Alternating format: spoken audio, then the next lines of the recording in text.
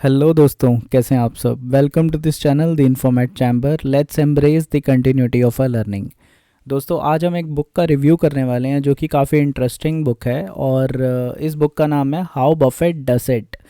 ये book Warren Buffett के ऊपर लिखी गई है और इसमें जो है basically 24 simple investing strategies share करी गई हैं एंड और इस बुक को लिखा है दोस्तों जेम्स पैरोड ने। और today we will discuss about this book and मैंने इस बुक को समराइज़ करा है 10 पॉइंट्स में। I have read this book completely and found it very effective and अगर आप एक सिंपल इन्वेस्टर हैं और अगर आप अपना पैसा इन्वेस्ट करना चाहते हैं, स्टॉक में भी इन्वेस्ट करना चाहते हैं, तो I would highly recommend this book to read. So बिना किसी देरी के दोस्तों स्टार्ट करते हैं इस वीडियो को। तो सबसे पहला पॉइंट मैं आपके साथ शेयर करने वाला हूँ। सो दोस्तों, सबसे पहला पॉइंट जो है वो है invest in what you understand. Basically उसमें इन्वेस्ट करो जिस बिजनेस को आप समझते हो। Only invest in business you fully understand, like what they do, how they do it, and their long term prospects, and keep it simple and avoid unnecessary complexity। Basically उस business में दोस्तों invest करो जिस business की product और services को आप समझते हो, उसके बिज़नेस मॉडल को जानते हो, उनके रिवेन्यू मॉडल को जानते हो, आप अंडरस्टैंड करते हो कि ये बिज़नेस कैसे प्रॉफिट बना रहा है मार्केट में और ये किस तरह से मार्केट में सर्वाइव कर पा रहा है और ये लॉन्ग टर्म में कैसे सर्वाइव कर पाएगा। अगर आप इन चीज़ों से बहुत स्ट्रांगली आप इससे अगर अंडरस्टैंड करते हो इनके बिज़नेस को, तभी आप किसी कंपनी का स्टॉक खरीदिए। सो दोस्तों दूसरा पॉइंट आता है learn basic finance and accounting. So before investing directly into a stock you should have a good knowledge about the basic finance and accounting. अगर आपको नॉलेज रहेगा तभी आप उस कंपनी के एनुअल रिपोर्ट रीड कर पाएंगे और उसके कंपनी के फाइनेंशियल फंडामेंटल्स और उनकी परफॉर्मेंस को आप अंडरस्टैंड कर पाएंगे। अगर आप एनुअल रिपोर्ट भी नहीं पढ़ पा रहे हैं और उस कंपनी के फंडामेंटल्स को नहीं समझ पा रहे हैं, तो then you are not getting into a good understanding of that company. So I think second point is very relevant, which is gain knowledge about financial market and company fundamental and key resources of that company। सो दोस्तों, तीसरा point आता है यहाँ पे। दोस्तों इस book में बताते हैं be discipline and patient. That means avoid buying a stock if you can not handle temporary losses. Stay committed to company with sound management and fundamentals and never invest solely based on others advice. कि मतलब किसी ने advice कर दिया and we are buying stock on the basis of that. I think this is absolutely wrong. So be disciplined and patient. Always buying a stock on the understanding of financials of that company। So दोस्तों number 4 कहता है contrarian approach। Be fearful when others are greedy and be greedy when others are fearful।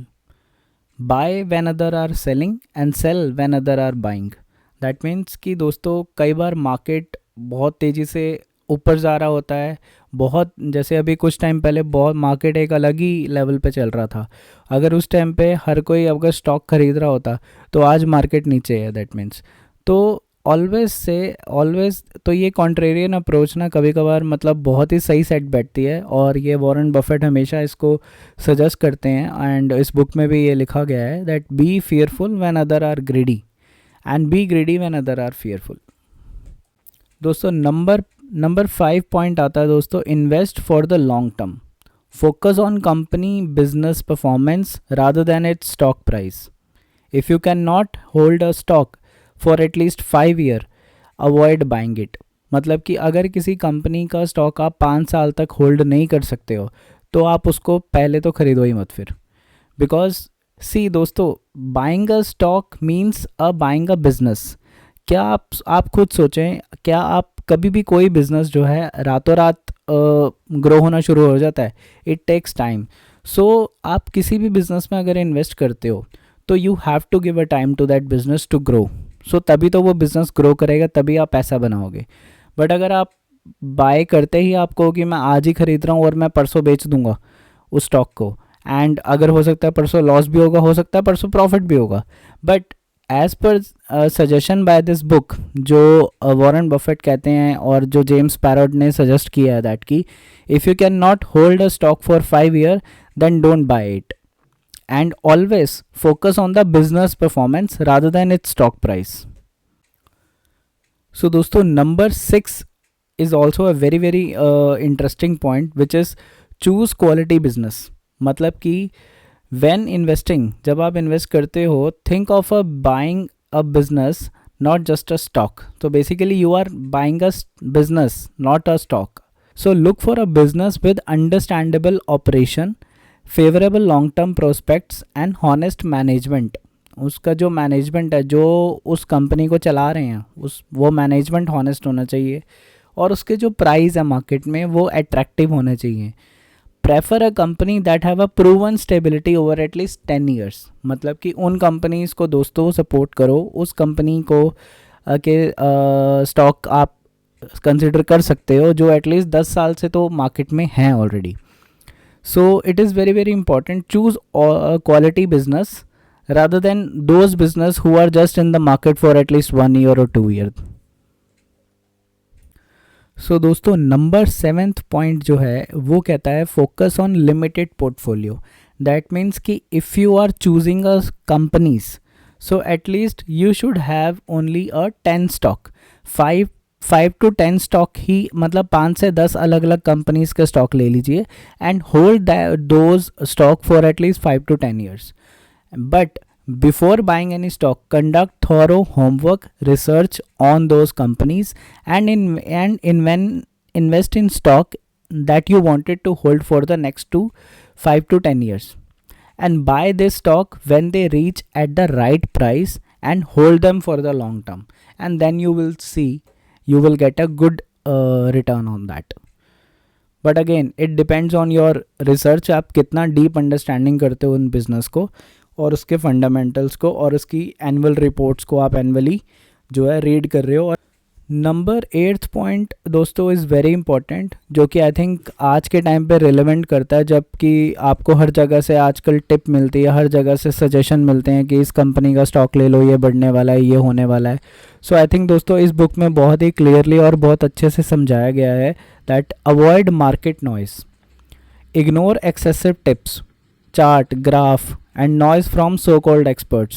Instead, focus on the fundamental performance of the company. इधर उधर से knowledge लेने के बजाय दोस्तों डायरेक्टली आप अपना रिसर्च करो, उस कंपनी के एनुअल रिपोर्ट को पढ़ो, उस कंपनी के फंडामेंटल्स को समझो, उस कंपनी को जो चला रहे हैं उसकी मैनेजमेंट के बारे में पढ़ो. When you understand these basics and fundamental about those businesses, then you will be able to understand that कि वो कंपनी कैसा कर रही है, rather than just looking towards chart and graph and excessive tips जो मिलती हैं मार्केट में. avoid those tips दोस्तों. सो दोस्तों, नंबर 9 पॉइंट जो है वो कहता है prioritize fundamental analysis. Means study की फाइनेंशियल मेट्रिक्स सच एज, जैसे कि होती हैं cash flow, balance sheet, future prospects and ongoing project of that companies.